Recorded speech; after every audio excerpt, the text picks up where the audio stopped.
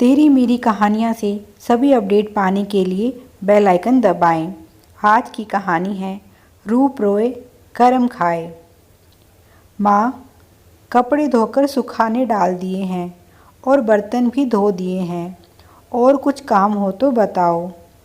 अरे वह कपड़े और पड़े हैं, उनको इस्त्री कर ले। ठीक है माँ, मुस्कुराती हुई मेघा कपड़े इस्त्री करने बैठ गई।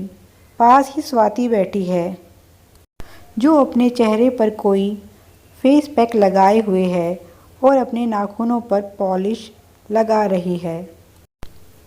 स्वाति और मेघा दोनों सौतेली बहनें हैं।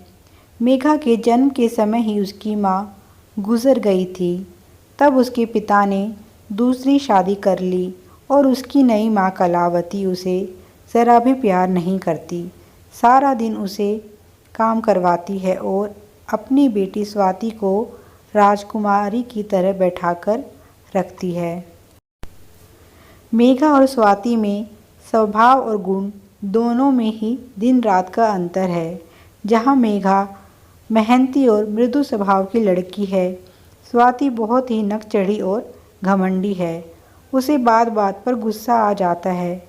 जहाँ मेघा देखने में साधारण शक्ल सूरत की है, वहीं स्वाति किसी राजकुमारी जैसी सुंदर है और वैसे ही हैं उसके नखरे। अब दोनों ही लड़कियां सयानी हो गई हैं और उसके पिता दोनों के लिए ही रिश्ता ढूंढ रहे हैं। स्वाति की तो ज़्यादा फिक्र नहीं है, क्योंकि वह देखने में बहुत सुंदर है, तो उसके लिए लड़का आसानी से मिल जाएगा। उन्हें परेशानी है तो मेघा की, क्योंकि मेघा की साधारण शक्ल सूरत के कारण कोई भी उसे पसंद नहीं करता। एक दिन स्वाति के लिए ज़मींदार के घर से रिश्ता आया। ज़मींदार के लड़के ने स्वाति को बाज़ार में कहीं देख लिया था और उसे देखते ही स्वाति भाग गई। कलावती की तो खुशी का ठिकाना ही नहीं रहा। अपनी बेटी के लिए इतने अच्छे घर से रिश्ता, वह तो खुशी के मारे पागल हुई जा रही थी। स्वाति भी अब 7वें आसमान पर थी। लड़के वाले चाहते थे कि शादी जल्दी से जल्दी हो जाए, पर एक छोटी सी समस्या थी। वह यह कि अभी तक मेघा के लिए कोई रिश्ता नहीं मिला था और मेघा के लिए कलावती स्वाति के लिए इतने बढ़िया रिश्ते को छोड़ने वाली नहीं थी। तो उसने आनन फानन में जल्दी ही एक बेरोज़गार और गरीब लड़के से मेघा का रिश्ता पक्का कर दिया। कलावती ने मेघा का विवाह बहुत ही साधारण तरीके से और बिना दान दहेज के निपटा दिया और अपनी बेटी स्वाति का विवाह उसने बहुत ही धूमधाम से किया और उसे बहुत सारा दान दहेज देकर ससुराल भेजा, ताकि वहां पर सभी स्वाति का मान सम्मान करें।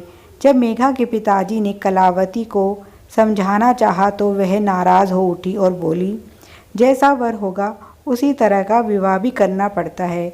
मेघा तो गरीब घर में जा रही है, तो उसको इतना दान दहेज देने की कोई ज़रूरत नहीं है। पर जल्दी ही सब कुछ बदल गया। स्वाति को केवल उसके रूप सौंदर्य के कारण ही पसंद किया गया था।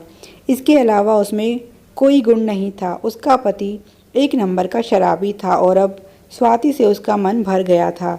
इसीलिए उसके साथ रोज़ मारपीट करने लगा और उसे जब तब धक्के मारकर घर से बाहर निकाल देता। आखिरकार परेशान होकर एक दिन स्वाति अपना ससुराल छोड़कर मायके आए बैठी। दोनों माँ बेटी का रो रो कर बुरा हाल था।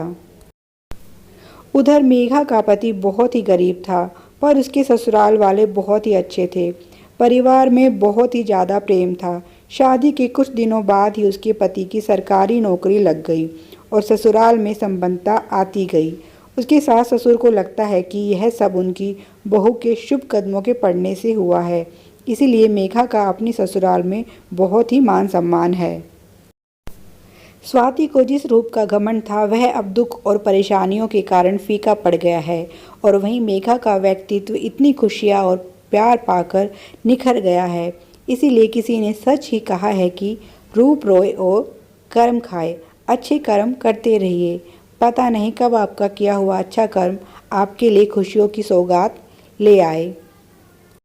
Thanks for watching. Please like, share and subscribe.